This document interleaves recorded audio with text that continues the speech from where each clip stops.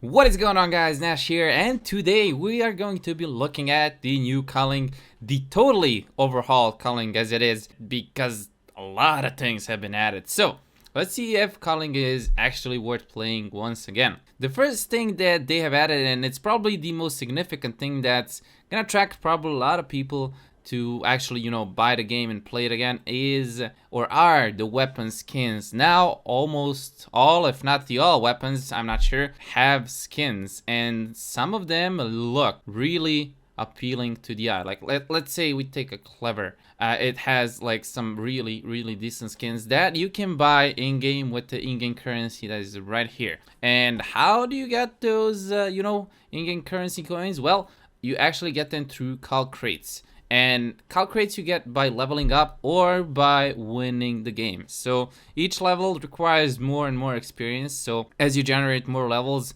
it will require you to play a game a lot more. But if you win the game constantly, you will get the crates. Or at least I had that impression that if you win the game, you actually get the crates. But all in all, like, it's pretty appealing. Like, to the eyes, the weapon skins look really amazing because they are the first thing that you see when you play the game. So the weapon skins actually do have like rarity. You can see that we have like green, purple, and I think in the middle it's like blue. Yeah, as I said, it's blue. So we have green, blue, purple, and the red. Red is probably the last one because it costs 1,000 coins. Also, you can get the coins from Ding and Crate. I didn't mention that. You can get like a bunch of coins, and depending on the rarity of the coins, you can get a lot. It kind of resembles the Overwatch system from crates, where even when you get some items that you had, like the duplicates, they actually transfer into the in-game currency. So depending on the rarity of the item, you're gonna get a certain amount of coins. Now, the second thing that I have added, and it's pretty amazing and kind of reminds me of Black Ops 3, are the calling cards. So you can put this card like here, and it actually changes in your profile. And what this does is actually is like represented to the enemy that you kill. They can see like the card that you have, and there is so many cards that you can unlock, and it's pretty insane. I have not ever seen something like that since the Black Ops 3. But the next thing that they have added are the celebration and the taunts. So what is the celebration? Well, that's pretty much, a kind of BM-ish way to, just win the game, because that is what is represented at the enemies once you win the game. So you can get some like BM-ish, like can't touch me, and it's gonna be shown to the enemy like a victory dance. And the next is the taunt. I've not yet seen anybody do the taunt because it's kind of expensive. It's 400 coins, but apparently you can do taunts in game, but I wouldn't recommend it if the enemy's trying to shoot you with a gun or with a bow. So yeah, I mean, it's pretty a nice add-on to be added to that. And also the things that have been added are like the special masks, going from like Robin Hood, Viking helmet, plague mask, like a lot of actually cool stuff that I want to have, and probably a lot of people, so they'll farm the crap out of the game to get all these cool things. So all of these things that have been added, it all contributes to the better state of the game, because people will have something to do, like get levels, get skins, get appearances.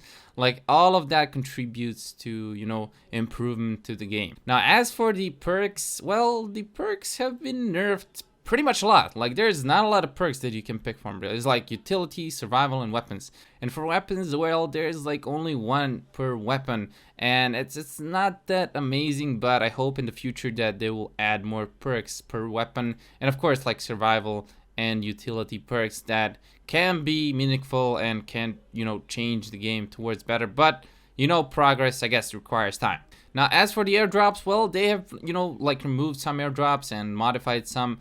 But all in all, you have all the important weapons in the game that you can get. Of course, some of the weapons you can get like through random, like let's say random spear, random bludgeon, or random blade in game, and they actually cost 0 funk, which is kinda, random a lot, because who knows what are you gonna get. Like, are you gonna get a good bludgeon or a bad blade? Like, it depends how you want to play. Or of course there are like crates that you can unlock in a mid game or like late game if you want that, like tier 4 weapons that do a lot of damage.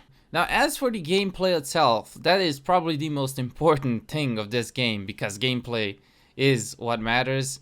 How does the gameplay fare in this new patch? Well, I gotta say, from the couple of games I played in multiplayer, the actual, combat is less wonky than it used to be months ago when I played it, and that's probably the reason I stopped playing it. But right now, like, the combat itself has been changed a lot. Like, the block doesn't stagger the enemy itself. It has actually like a buff debuff system. I'm not sure how it actually functions, but like, you get a buff and the enemy gets like a debuff. But like, I still think they need to work on that a little, because the block should have like a mini stagger like it used to have in the release of the game, because it was probably the best one. Like, it would stagger you for a little, and you can land like a light attack or like a medium charge attack, but not a full charge one like you could like months ago when the game was broken. Currently, like, the combat itself, as I said, is less wonky. Like, there is not, like, the stagger effect has been removed completely, like, from, throwing the weapons and that. And I like that a lot. But as for the, attacking and stuff, it doesn't require stamina, but running and jumping does, so you can, like, make some crazy moves and preserve your stamina to actually get away from the enemy, because the perks that, utilize the movement speed have been removed, because whoever had that movement speed perks would usually win the game, because you could just, get to the enemy closer and run away faster than the enemy actually could reach you. But all in all, as I said, like, the game's performance have been increased tremendously. I used to have like from 30 to 50 FPS to like now around 100, I think. But yeah, like, it's double the FPS that I used to have, and the actual game, feels fluid, and the graphics have been increased a lot, and it looks, better all in all. As for the, like, ranged weapons, they have stayed pretty much the same. Maybe the arrow drop has been reduced. Like, the arrow drop is literally little to none. Whenever you use the bow, it's like pretty much easy to shoot at the enemy, but of course, it's kind of hard to land the arrow due to the speed of it. So the overall feeling of the game is that it's not that perfect. I mean, it's okay, it could be better. And I hope the developers take this game in, the right direction, because they used to, like, overbuff or overnerf some stuff in really short amount of time, and that is not how you should be leading your game. But if they listen to the people that have actually been playing this game since the early alpha access, I think that, if they listen to those people, they will be in the right direction, and the game would actually feel really amazing, and the, community would grow back to the, amount of people that it used to have, like from 4,000 to 7,000 people. So, is the game worth playing again? I would say yes, give it a try. And some people will like it, some maybe not, but you won't get the bad taste of the game like it used to be like months ago. And from now, I hope that, as they, improve the game, like, more and more people will be playing. So yeah, try out the game and leave a comment down below and tell me, do you like the Culling in its state right now, and would you recommend it to your friends and, make them actually buy the game. But overall, if you liked the video itself, smash that like button, and, share the video if you want. And of course, subscribing is optional, but if you want to support this channel and help me grow, definitely subscribe. And yeah, as I said, leave a comment and tell me what you think. And until next time, enjoy playing whatever games you're playing right now, guys. And, until next time, I'll be seeing you. Goodbye.